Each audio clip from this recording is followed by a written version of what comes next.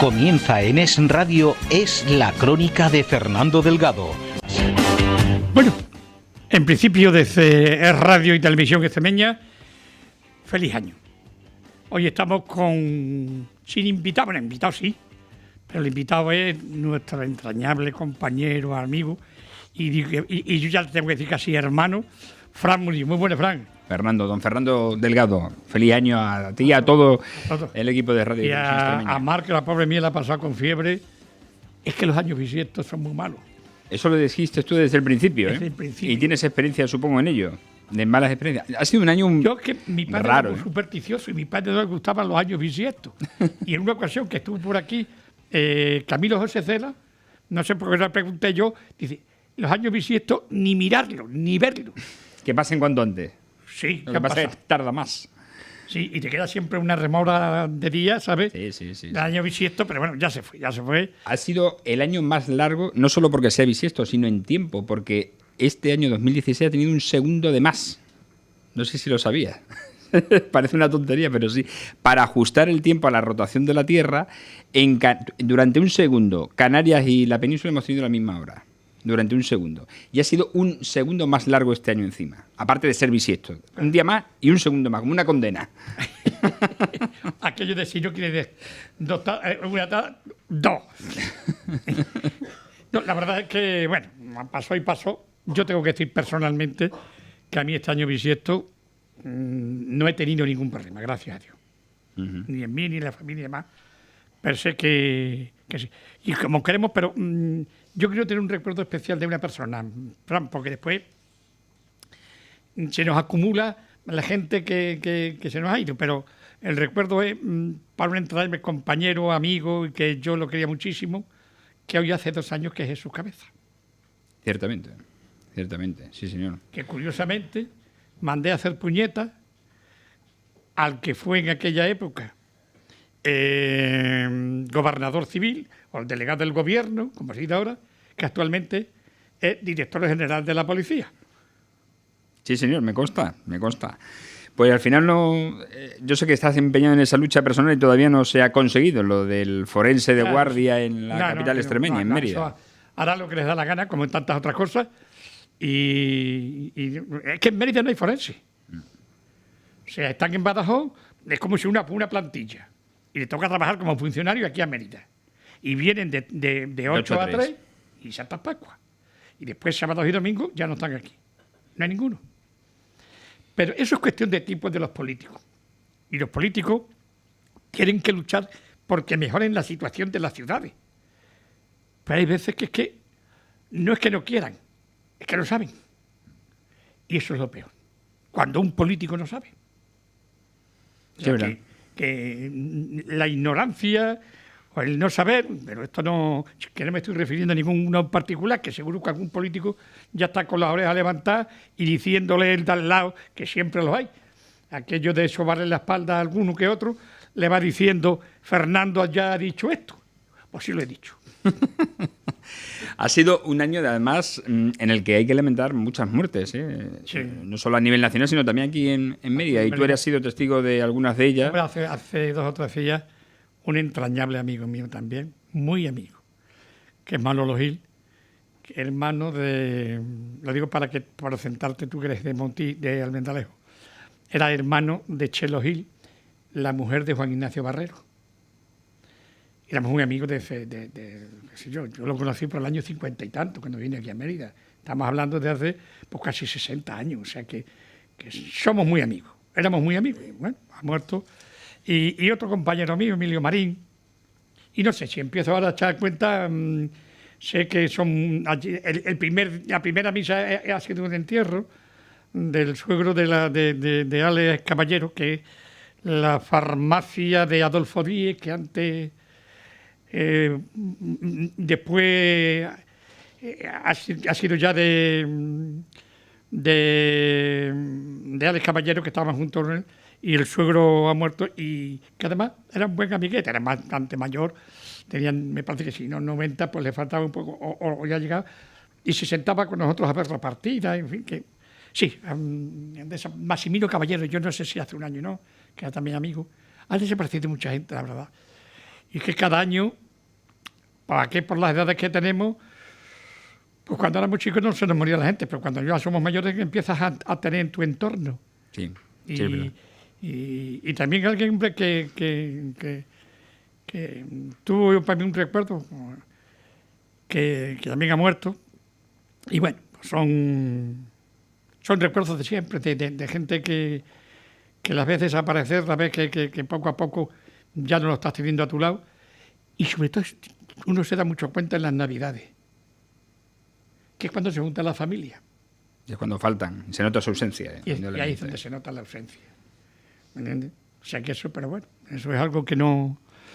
Bueno, nuestro recuerdo para todos aquellos que ya no están. Bueno, al pobre Rodrigo Osuna, veo en la noticia, aunque ya viene de atrás, que tiene que pagar 250.000 euros 250 a Confederación Hidrográfica del Guadiana. Manda huevo. A Confederación Hidrográfica del Guadiana. Cuando Confederación Hidrográfica del Guadiana no hace nada por Mérida. Con lo del camalote, hay que ver el trabajito que le está costando. Menos mal que eso afecta ya a nivel nacional. Pero en Proserpina es un auténtico desastre. Puentes caídos, sin barandilla, no la está cuidando. Esa es Confederación Hidrográfica del Guadiana en Mérida. Todo viene también de que el presidente de la Confederación Hidrográfica del Guadiana no está aquí. Y no sabe los problemas que tiene. Y no está aquí tampoco. Ni está aquí, claro. Y eso es lo de siempre. No está en Extremadura, vamos. No está ni en Mérida, ni en Badajoz, ni en ninguna de las sedes extremeñas de Confederación Hidrográfica del Guadiana. Este año llegará, qué sé yo. Bueno, lo de la deuda parece ser que está casi resuelto, según nos dijo el alcalde la semana pasada, que lo tuvimos en la picota, y dijo que es una deuda antigua, heredada, que... Lo peor son esas deudas. Sí. Es que las antiguas es cuando antes se las cobran. Porque pasa por la agencia tributaria, y la agencia tributaria, efectiva, que es como un ogro, ¿me entiendes?, que tiene una boca enorme, primero la coge y después pregunta.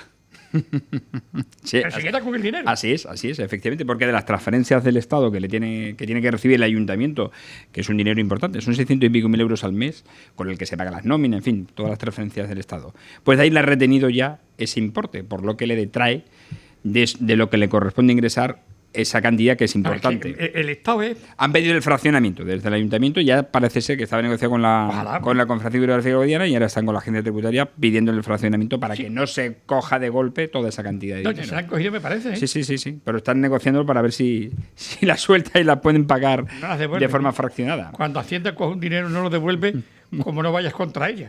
A mí me pasó, y algunos cuantos más, y a Mérida entero. Pero yo fui con todas las de la ley a por ello, a por Hacienda, a por el catastro, porque me habían puesto una cantidad exorbitante. Y me fui con la agencia tributaria o el ayuntamiento, o la hacienda del ayuntamiento. La agencia tributaria. Era del catastro. Y le gané la partida. Y me tuvieron que devolver dinero. Y de los 1.000 euros que tenía que pagar se han quedado 200. Pero eso no crea jurisprudencia. No. Tiene que ser uno por uno. Y en Proserpina la cogieron entera, menos unos cuantos que hicimos ese pliego de descargo. Yo recuerdo cómo nos llevó Ruma Casilla, estuvimos en Badajoz, estuvimos en Cáceres, pero lo conseguimos. Nos costó trabajo, 2 o 3 años, pero lo conseguimos. Porque si no, la Hacienda va subiendo el 10% del IBI cada año. O sea que dentro de 10 años el doble. Sí. Eso, o sea, la Hacienda es devorar. Pero en fin, lo que nos ha tocado vivir en una nación donde todos tenemos que pagar, menos los que tienen que pagar, ¿me entiendes? Lo que hay que ver con los que tienen las grandes deudas, sí, esos son los que no pagan. Los grandes morosos, efectivamente. Y hay unos cuantos. Como decía José María García, en una ocasión, que cuando uno debe, entonces no vaya el euro, 2 millones o 3 millones de pesetas, no eres capaz de dormir. ¿Cómo las voy a pagar? Pero cuando debe 200 millones de pesetas, como sabes que no lo puedes pagar del banco, efectivamente, a ver cómo lo cobra. Tengo un amigo que dice lo mismo. Tengo un amigo que dice que tiene tantas hipotecas que a ella no le preocupa. El que le preocupa es el del banco. A ver, Sí, es verdad. Y después, hombre, en Mérida, que es donde nos centramos nosotros, Fran, tú y yo, en televisión y en radio. La verdad es que tenemos muchas cosas aquí, hombre. El otro día la Cruz Roja ha nombrado una nueva presidenta. Me acordé de ti que cuando, lo desea lo mejor. cuando lo tuvimos en las yo cuando noticias, piden porque dinero, tú fuiste delegado había- también de Cruz Roja. Claro, sí, durante muchos años. Y además, yo hice cosas que no las hace nadie. Bueno, yo sé cómo soy, y ya no me van a cambiar. Bueno, no me han cambiado antes como me van a cambiar ahora. Pero hacíamos una fiesta que ganábamos un dineral, y yo creo que ahora ha desaparecido. La fiesta de la banderita, que se pedía por todo Mérida, y en aquella época se sacaba casi 1 millón de pesetas. De aquella época. De aquella época. Y después yo hacía cosas, de verdad que me dio bastante dinero. Pero cuando se enteraron en Madrid se ponían las manos en la cabeza. Te dio bastante dinero para Cruz Roja, no para ti. Sí, no, Así no. se va a malinterpretar. Para Cruz Roja. Y se ponía las manos en la cabeza la misma presidenta y después presidente nacional. Pues me han dicho, mira lo que están haciendo en Mérida. Y yo le dije que para Cruz Roja yo hacía lo que me diera la real gana, siempre y cuando fuera para cosas de tipo benéfico. Y es que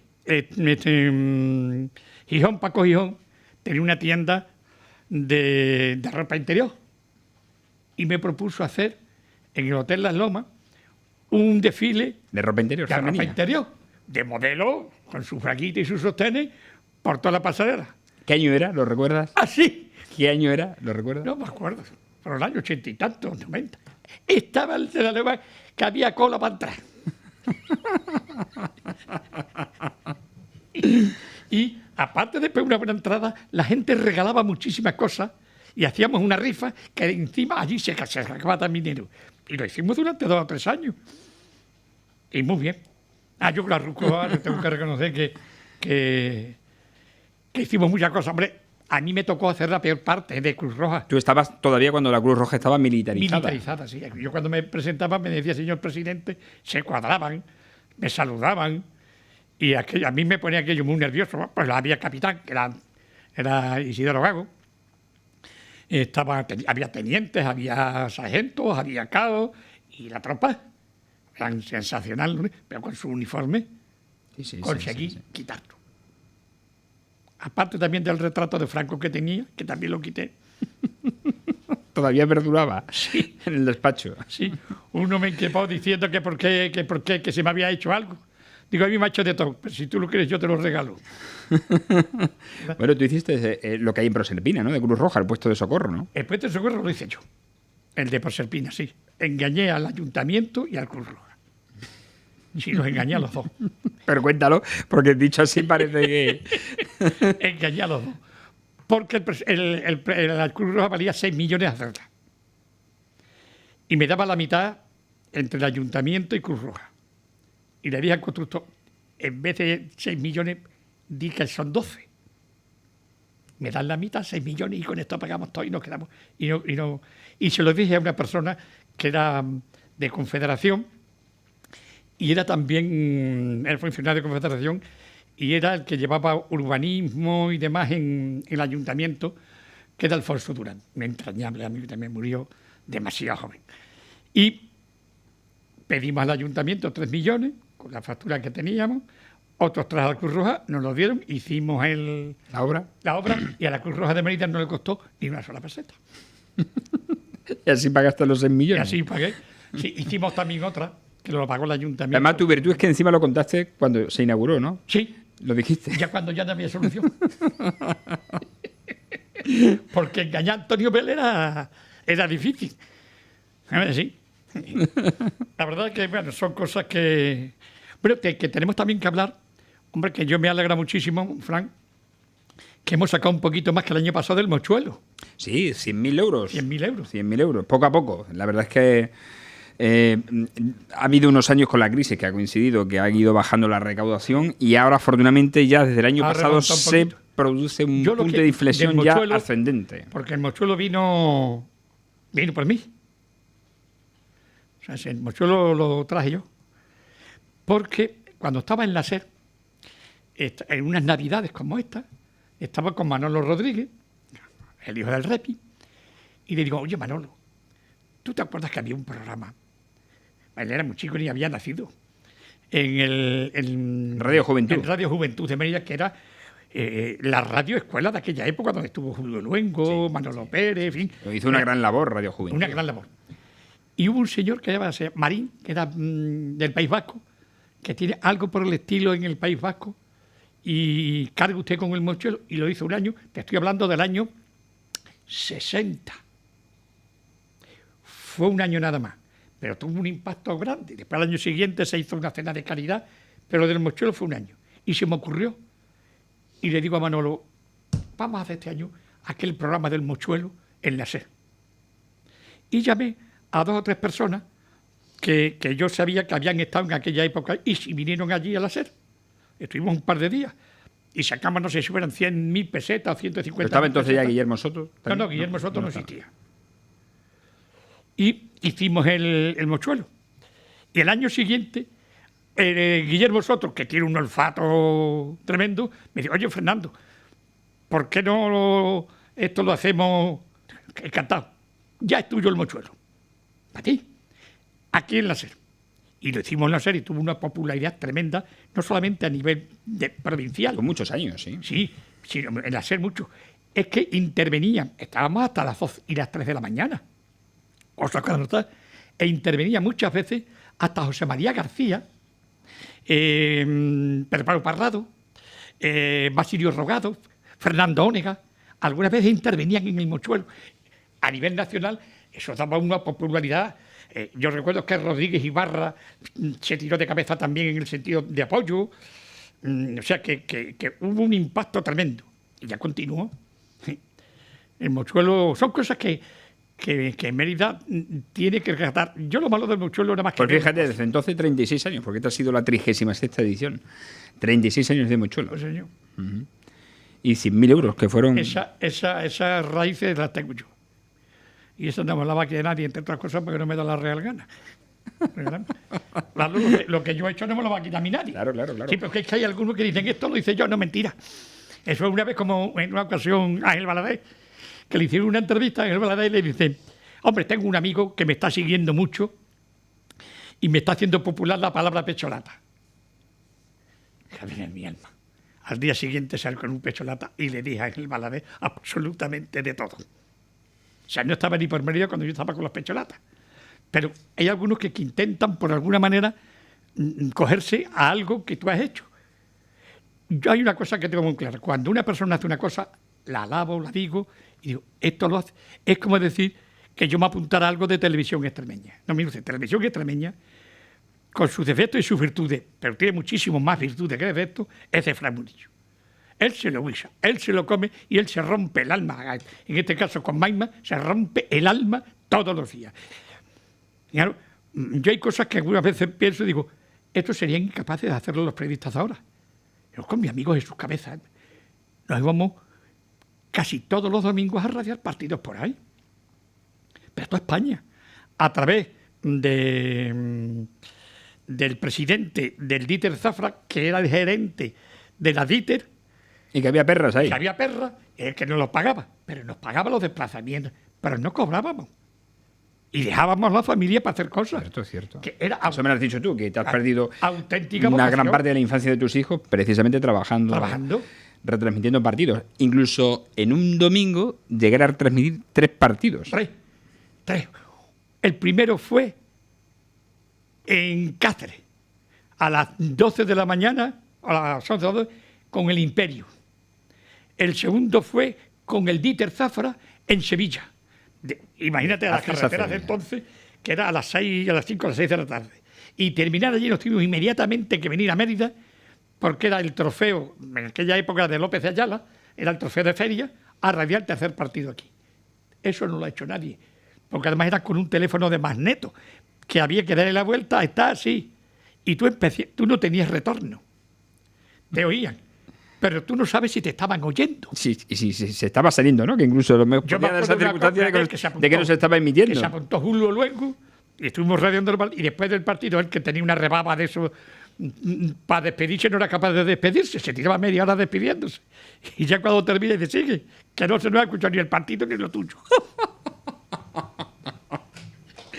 Esas cosas de la técnica de antes la he vivido yo también, ¿eh? O sea, que eso ha pasado. Y lo que pasa es que quizá la audiencia no lo entiende. Eso de empezar a retransmitir y saber, digo, no sé si me estarán escuchando. He tenido una consola que tú has visto, me imagino, en la serie en Badajoz, que una consola que tenía 1,5 metros.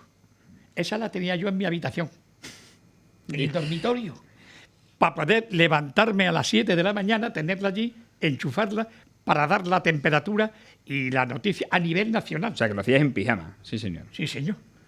Y vino como director Fernando Machado, no sé por qué, aquello, como dice la gente joven, tuvimos un buen feeling, los dos.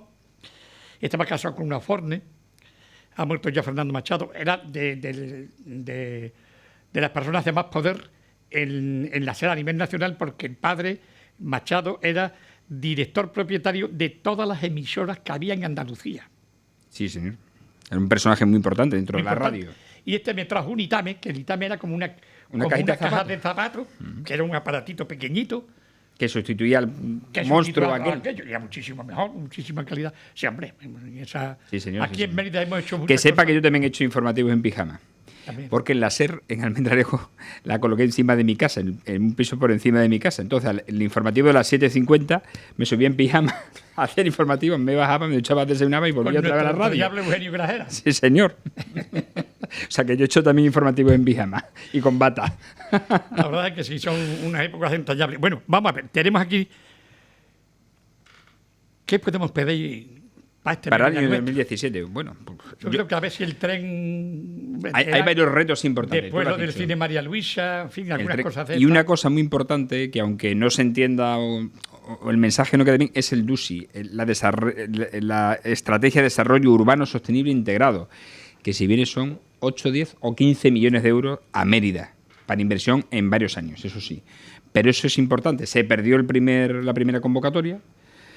Y ahora Mérida ha concurrido a esta segunda convocatoria. Se supone que al final del primer trimestre sabremos ya si Mérida cuenta con el DUSI. ¿Por qué no se ponen de acuerdo los políticos en Mérida como en otros tantos sitios? Porque este año, insisto, hemos tenido un año casi íntegro sin gobierno. Sí. Que ya está bien. ¿Eh? Y es que en este país, nada más que nos fijamos en el ombligo nuestro, no en las personas. En Mérida, vamos a poner el caso de Mérida, que tienen que prorrogarse los presupuestos. Pero, hombre, tener cuidado, hombre, que eso repercute en la ciudadanía, que se pongan de acuerdo. Pero claro, es que aquí hay una galimatía de gente. Está el Partido Socialista, el Partido Popular, Izquierda Unida, Mérida participa. Mérida, que es lo de Podemos, y después dos repatriados. Digo dos repatriados porque son de Ciudadanos, que cada uno va por un lado. Además, es verdad, cada uno va por un lado. Sí. Y así no hay manera de entenderse.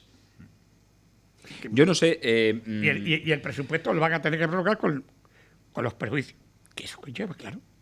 Porque tienen que ser las mismas partidas del año pasado. No puedes hacer nada nuevo. Ni te puedes gastar nada.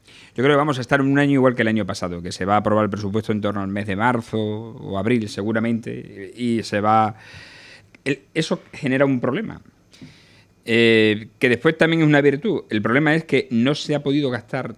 Como comienza tan tarde el presupuesto, no se ha podido ejecutar todo el presupuesto del 2016. Claro. Ha quedado 1,5 millones de remanente que no se ha podido ejecutar y que se tendrá que ejecutar, suponemos, este año 2017. Pero también genera unas cifras positivas para el Ayuntamiento de Mérida, para el Ministerio de Hacienda, aunque eso nos importa menos, a nosotros, a los ciudadanos. La verdad es que Mérida este año que viene va a ser un año también de cierta conflictividad. Tenemos, por ejemplo, la conflictividad en la Plaza de España, con los kioscos. Eso, quiera o no, puede traer sus consecuencias positivas y negativas, de las dos cosas. Pero claro, los que están actualmente no se quieren ir. Y tú imagínate lo que puede suponer para Mérida que alguien de los 4 dice que yo me pongo aquí, que tiene que venir la policía por mí. Mira la que se montó y de que estuvo montándose la Ada Colau, la alcaldesa de Barcelona, con los desahucios. Imagínate que se ponen aquí de otro sitio, que esto no se desahucia. Y se monta un cirio, aunque se lleve razón, y haya que hacerlo. Pero se puede montar un buen cirio, ¿eh? El día 9 lo veremos. Si el día 9 de enero al final se desalojan. Yo creo que el día 9 de enero no se van a desalojar. Yo, por lo que he oído, no están por la labor van a permanecer. Dicen que no sé. La verdad es que los kioscos son del ayuntamiento. Los dueños actuales han tenido que no llegar a estas consecuencias, si haber remodelado de alguna manera estos kioscos de acorde con el ayuntamiento. Y no me estoy refiriendo a Rodrigo Osuna, sino antes a Pedro Acedo, o con Antonio Vélez, o con Ángel Calle. Es decir, sentarse con los alcaldes y ¿qué queréis que hagamos? Que tengan servicio, que se remodele. Porque la remodelación, yo tengo esta fotografía que se llama una remodelación, no sé dónde la tendrá, pero seguro que tiene que ver alguna con Juan Cuellar, que es el kiosco que había enfrente del Círculo Emeritense. Uh-huh. Y ahí tenían y se hizo una remodelación que iba a ser para las 4. Ya se estaba estudiando hace muchísimos años esto, pero nadie le ha hincado el diente de una manera definitiva hasta que ha llegado Rodrigo Osuna en este caso, pero ha cogido a contrapiés a todos los que estaban allí. Y la verdad es que a ver qué se hace. Yo creo que se han reducido todo, ¿no? Efectivamente. Algo que no tenía por qué pasar absolutamente nada si se hace de una forma tranquila, negociada, consensuada, por decirlo de alguna manera, pues al final se ha convertido en un problema para el ayuntamiento y para los propietarios. Y al final se va a judicializar este tema. Sí. Bueno, veremos en qué queda. Lo que más el problema de la justicia es que tarda mucho tiempo. Se empeñan en demostrar que los kioscos que los 4 kioscos son de personas diferentes. ¿No? Son del ayuntamiento, sí. Eso está claro, que son del ayuntamiento. Sí, no, pero que se van a adjudicar a 4 personas distintas. Que no es verdad. Que son 2 y 2. Es decir, que 2 son para uno y otros son 2 para otro. Lo único que ocurre es que cada uno de ellos tiene 2 empresas distintas. Pero los dueños de las 2 empresas distintas son los mismos. O sea, que es para uno. O coincide al menos los accionistas, ¿no? Sí, del 100%. Sí. Bueno, accionistas del 100%. Sí, sí. Pero en fin, bueno, esperemos Hablabas de reto. sobre todo a que se solucione lo mejor posible. Eso es lo que le deseamos, tanto al ayuntamiento como a los propietarios, no a los propietarios, sino a los que están actualmente. Vamos a hacer una pausa y continuamos dentro de unos instantes. Bueno, seguimos con nuestra Mérida del Alma del año 2017. Y hay muchas cosas, ¿eh? Muchas. Entre ellas vamos a hablar de las declaraciones, en la que tú precisamente tienes mucho que ver con una de ellas, la del carnaval, la declaración sí. Como fiesta de interés turístico regional del carnaval romano. Además, pues gracias a Fernando Delgado se ha descubierto que ya existía carnaval en Mérida en el siglo XIX. Sí, el siglo XIX. Hay además mucho. Yo tengo, y además que lo tengo yo, que son los periódicos de esa época, que era el Emeritense, La República, el Eco de Emeritense, Gil Blas, Plumas Nuevas. Son periódicos del siglo XIX y comienzos del XX. Y es muy fácil ir donde están las noticias de los carnavales, porque siempre es en febrero. Mediados de febrero, te vas a febrero y ahí los pesca todos. Y hay un personaje que tendría que ponerse ese nombre. Yo lo propongo, se me ha ocurrido ahora mismo, Frank. Pero si el carnaval de Mérida tiene algún nombre, incluso para que vaya a algún sitio, debería llamarse Padre Mollete.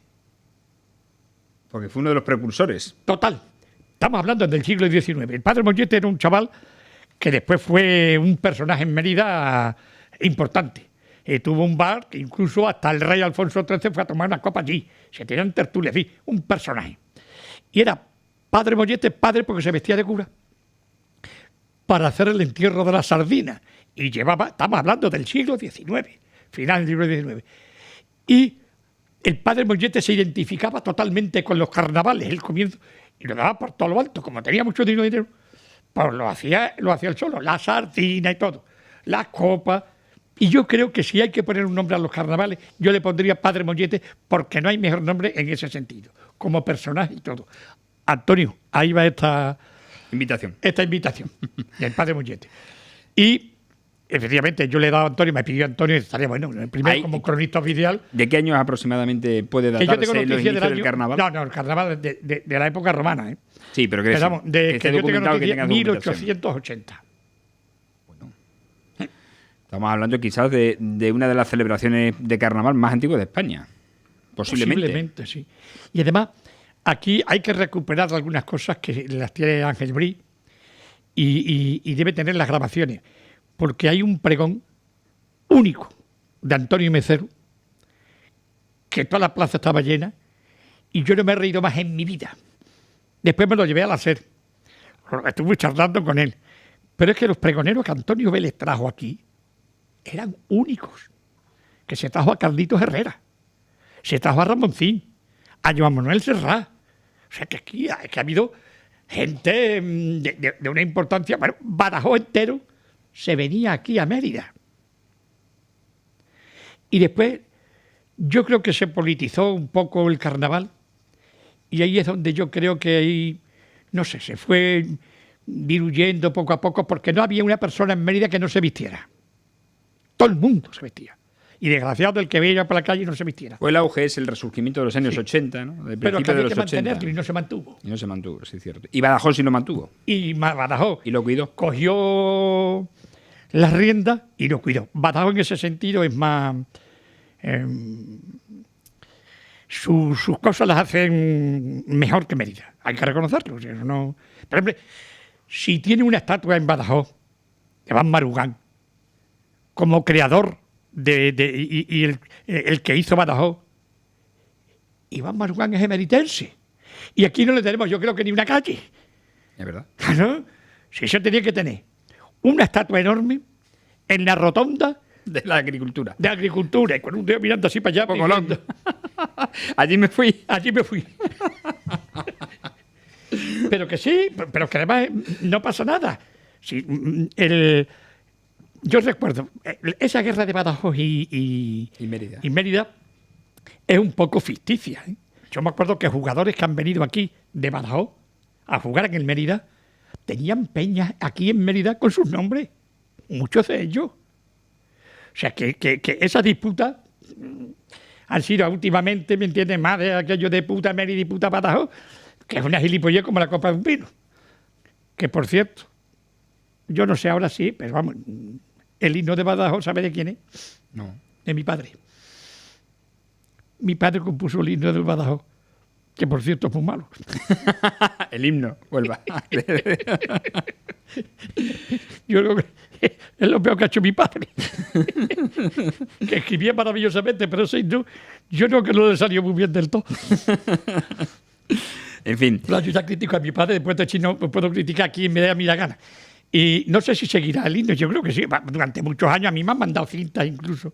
Con el himno cantado. Con el himno de la música de no sé quién y las letras de Jesús Delgado. Jesús Alonso, Delgado sí. Alonso. Que no sé si seguirá o no. Bueno, hemos conocido una noticia precisamente hoy, bueno, nos lo adelantó el alcalde en televisión extremeña la semana pasada, que es la incoación del expediente de como bien de interés cultural del Silo. Eso es Y es importantísimo. una cosa en la que además los cronistas oficiales Sí. os habéis empeñado y afortunadamente va Y a además seguir adelante. le hemos dado, que es un trabajo que ha hecho José Luis Mosquera, nos lo ha pasado después a José María Álvarez Martínez y a mí, lo hemos estado leyendo, lo hemos estado discutiendo, lo hemos estado viendo y se lo hemos entregado al alcalde.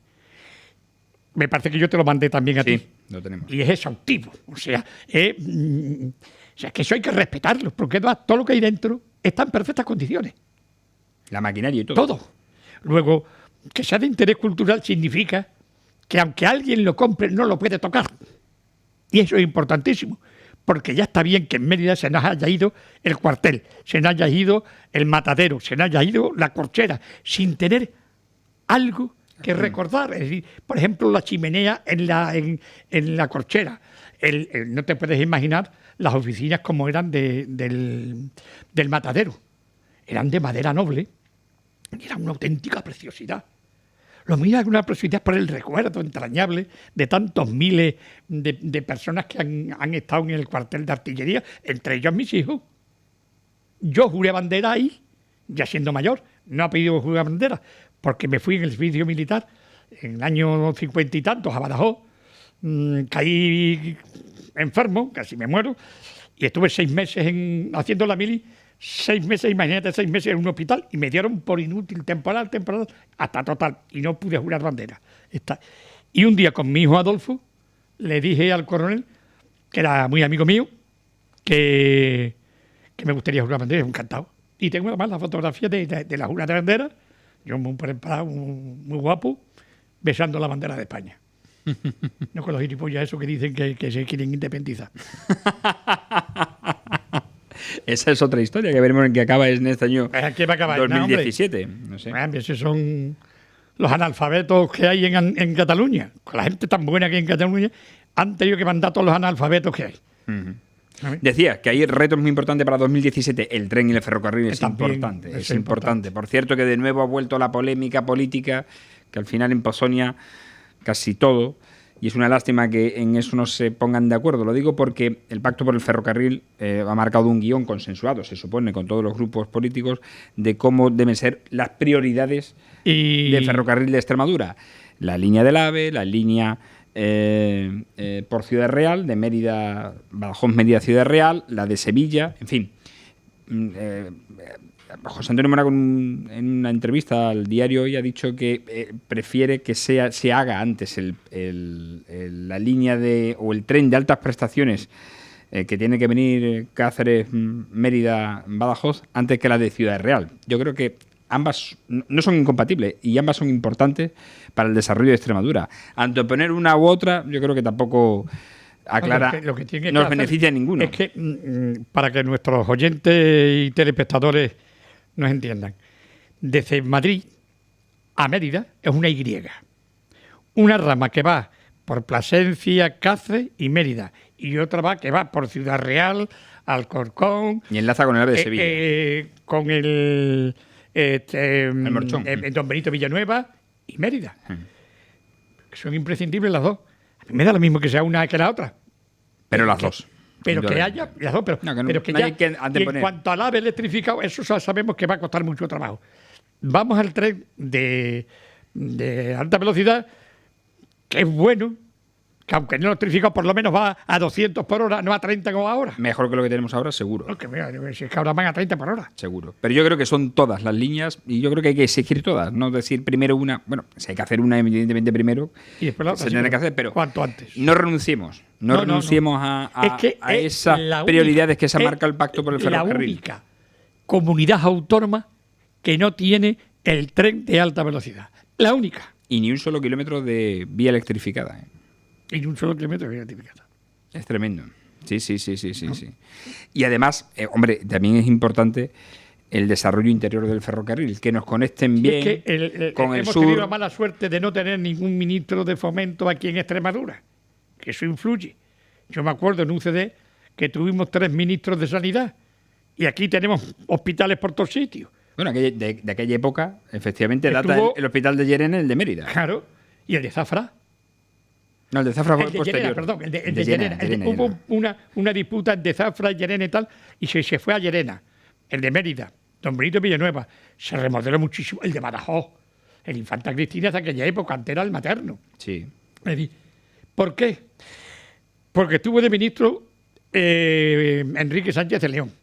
Tuvimos de ministro Alberto Liar Sausol y Rubén Tarazona, que no era extremeño, pero que había sido por Extremadura, tenía su vinculación aquí.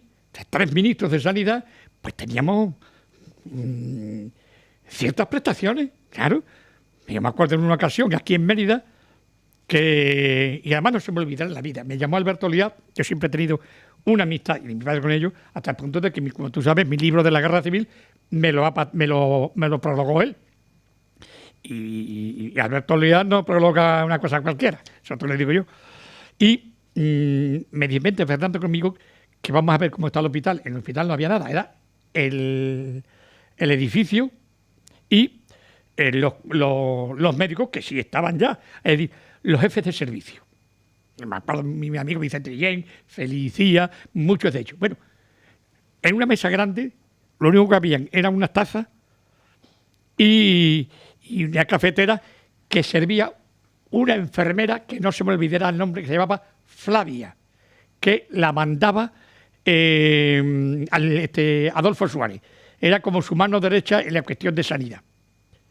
Y estaban todos los directores generales diciendo tenemos esto, ya tenemos esto. Y Flavia le dice, señor ministro, lo están a ustedes engañando. Y le dice a Alberto Lial, ¿cómo ha dicho? Que no es verdad, que no tienen ningún aparato de los que dicen ya comprado para que venga a Mérida. Y Alberto Lial, que no se andaba con remilgo, mañana los espero a ustedes con todas esas facturas que ustedes dicen que tienen en mi despacho. A todos. Y al mes estaba lleno de cosas el hospital de Mérida. Si no hubiera sido de Mérida, se tarda 3 años más en abrir el hospital. Por eso digo que hemos tenido mala suerte de no tener más ministros nosotros en el gobierno.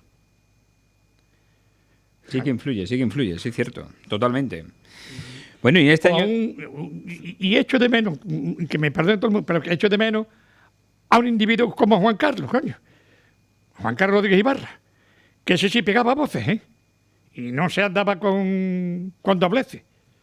Y en aquella época preguntaba quién eran presidentes de las comunidades autónomas y conocían a 2 o 3, a Fraga y Ibarne, a Pujol y a Ibarra. Sí, y le preguntaba, ¿y el de Cantabria? Yo qué sé, y el de Castilla-León, Castilla-La Mancha, ni el de Andalucía siquiera.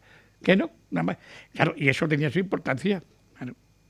Una notoriedad. En eso sí es verdad que los presidentes extremeños han sido todos, se han dado a notar afortunadamente, porque también lo ha sido Vara y lo ha sido Monago, a nivel nacional. Y el otro día lo estuve viendo y me gustó en la 13, a Antonio Monago, y allí se esparramó, hablando de Extremadura. Diciendo que ya está bien. Y hablaba precisamente del tren, y dijo que era la única región, la única comunidad autónoma que no tenía ni un solo metro. Dice, hombre, hay muchos kilómetros que no se ven, que ya están hechos de vía. Y puentes y viaductos. Pero tren no ha pasado todavía ninguno. Y no se ha terminado. Y eso tiene que terminarse cuanto antes. La verdad es que... Es una prioridad, es una prioridad. Por cierto, que nos ha dicho un pajarito que quizás la estación intermodal de Mérida, esa que sirve para viajeros, para mercancías, para estación de autobuses, para transporte público, puede que sea una de las primeras en hacerse. ¿Dónde? Bueno, a mí me han dicho, me han soplado que puede que sea una de las primeras en hacerse. Si la hacen en Alhucén, no sabe lo que va a perder Mérida, Yo supongo que no será en Alhucén. Porque si se pone en Alhucén, que se tiene previsto que se pusiera allí, claro que decía Pedro Acedo, no sé por qué, que son 5 o 6 kilómetros más. ¿Sabes lo que son 5 o 6 kilómetros? Andando no puedes ir. En coche, ¿qué pasa? Dejas allí el coche y después ¿qué haces? O sea, 5 o 6 kilómetros de Mérida es una auténtica barbaridad. ¿Qué cuesta dinero? Yo digo que algún dinero habrá costado pasarlo por debajo de Barcelona para que esté en el mismo centro de Barcelona y hasta por debajo de la Sagrada Familia va el AVE. Eso sí que cuesta dinero, no esto. ¿Qué pasa? ¿No puede venir un poquito para acá? Es que si hay que pegar voces, se pegan voces en la televisión porque no sabemos vender ciertas cosas. Es decir, el otro día, en no sé qué programa, resulta que no sabían que en Mérida existe un festival de teatro clásico. Pero era en un concurso de cierta cultura. Digo, es que hay que saber vender Mérida.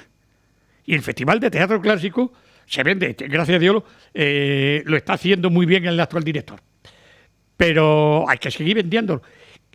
Todo el mundo está pendiente de los Goya. ¿Quién está pendiente de los Ceres? Pues tan importante uno como otro. Para mí, personalmente, el marco del teatro romano dando, precisamente, porque España es mucho más de teatro que de cine. ¿Dónde va a parar? Hemos tenido grandes actores de teatro mucho más que de cine, porque todos los del cine han sido los de teatro, si empezamos a verlo.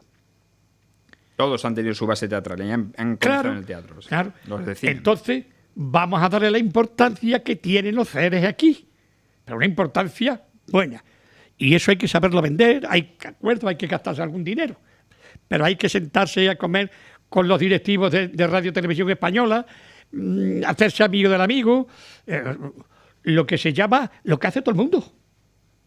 Lo que hace todo el mundo. Claro, ¿por qué se hace Goya en el Palacio del Congreso? Y allí todo el mundo va a estar de smoking. Pablo Iglesias, que iba en camisa cuando ve al rey. Sin embargo, a los Goya, que también manda huevos, ¿eh? Además que se veía que le quedaba la chaqueta grande, la pajarita se le caía, porque en su vida se ha puesto eso. ¿Sí?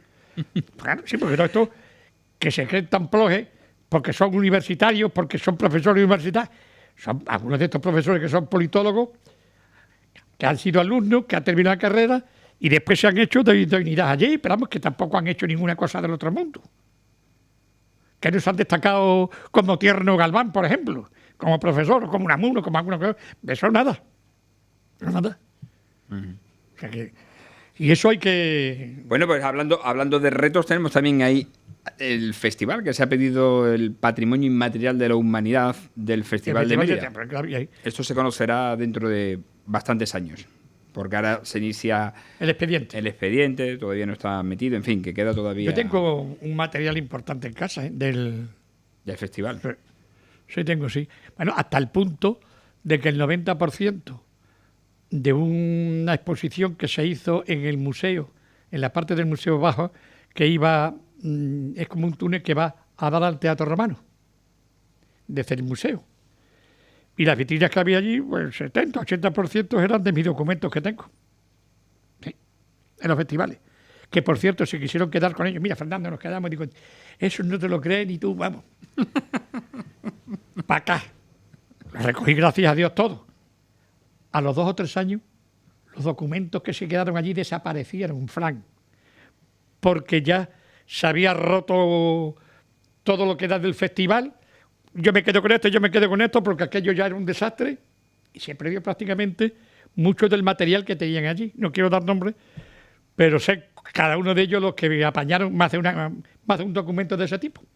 Oye, curiosamente, por cierto, hablando antes, y vamos a acabar el programa como hemos empezado, recordando a los que ya no están, ha fallecido también alguien relacionado con el Palacio de la China, ¿no? Sí, Manolo Gil. Manolo Gil es, que lo has dicho antes. Sí. Vale. Lo digo porque el viernes se cayó la cornisa del Palacio de la China. Afortunadamente no pasó nada, pero imagínate la hora con la de transeúntes que hay circulando por la Plaza de España, que hubiera caído encima de alguien. Afortunadamente no pasó absolutamente nada. Era dueño de parte del Palacio de la China. La mitad era de Mamen Gil y de Ángel, y la otra mitad era de Chelo y de Manolo, bueno, y de los hermanos, ¿no? Y Manolo tenía su parte allí en el Palacio de la China. Era extrañable. Hizo lo que le dio la gana en su vida. Pero además, lo que le dio la gana. O sea, nada más que se portó mal con él mismo. ¿Me entiendes? Pero era una persona... Yo lo quería mucho. Tengo que reconocer que... Por cierto, el otro día tenemos que hacer una entrevista, Fran, que no se me olvide. Que me he encontrado con MacArthur. MacArthur, uno que vendía un cupón de ciegos por aquí.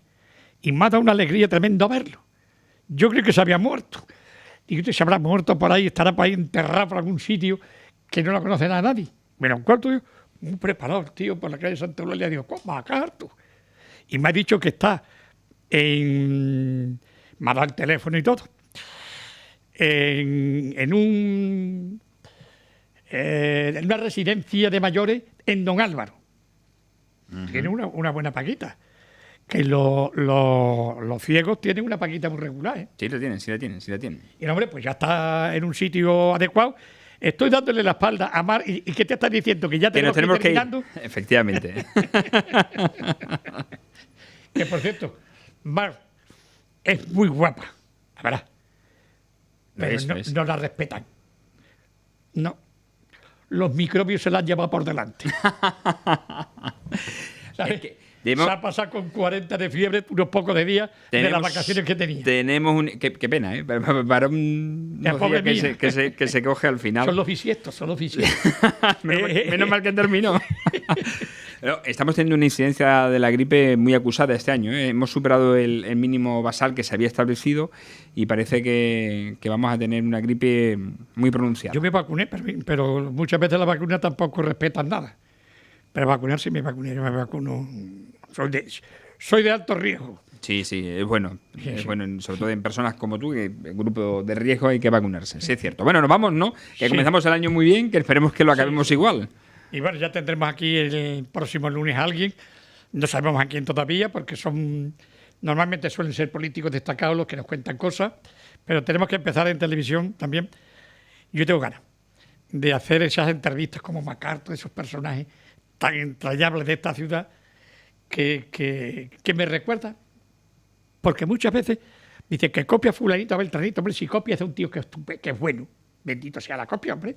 A ver si eres capaz un tío de copiar a Ronaldo o a Messi. Claro, Era un tío fenomenal. Lo decía porque para mí el periodista, que a mí personalmente más me gusta, que por cierto las está pasando fatal y tiene que haber ganado una millonada, no sé en qué se habrá metido, que es el loco de la colina, Sí, señor. Jesús Quintero. Jesús Quintero era, yo me acuerdo en la SER, cuando estaba en la SER, estuvo muchos años, cuando tú te acuerdas en la SER, las entrevistas que hacía por la noche tenía unos silencios, unas paradas, unas preguntas. Es verdad lo que se comentaba, que mandó instalar una fuente en el estudio porque eso le tranquilizaba para hacer la entrevista. De Jesús Quintero, no Sí, me sí, extraña Jesús nada. Quintero. Sí, Él ha sí. hecho famoso a muchísima gente. Yo todavía veo, cuando tengo ganas de reírme un rato, me voy a internet, me pongo YouTube y me pongo risita. Y te puedes morir de risa con el risita contando cosas. Con Jesús Quintero. Y el Jesús cuñado. Quintero descubrió a muchísima gente. Muchísima. Sí. A muchísima gente. Eso. Y aquí en Mérida había personajes entrañables, ¿no? Yo cuando podía enlacer me los llevaba. Yo he hecho entrevistas a gente muy personal aquí. Había uno que le llamaba el Padre Pitillo. Y terminamos mal. El Padre Pitillo, que echamos cuenta del vino que se había bebido, me parece que habían sido 250.000 litros o algo así. Madre mía. O sea, se tomaba todos los días 3 o 4... Y para poder estar delante del micrófono, pues ya le temblaba la llama, le temblaba la mano. Le metimos una botella, 1 litro, se metió para el cuerpo y se quedó como un reloj. De esos personajes hay que recuperarlos porque Mérida es mucho Mérida. Y por lo tanto tenemos que luchar por ella. Y desde Radio y Televisión Extremeña ahí estaremos. De modo que en este primer día de programa, feliz año a todos. Igualmente, feliz año.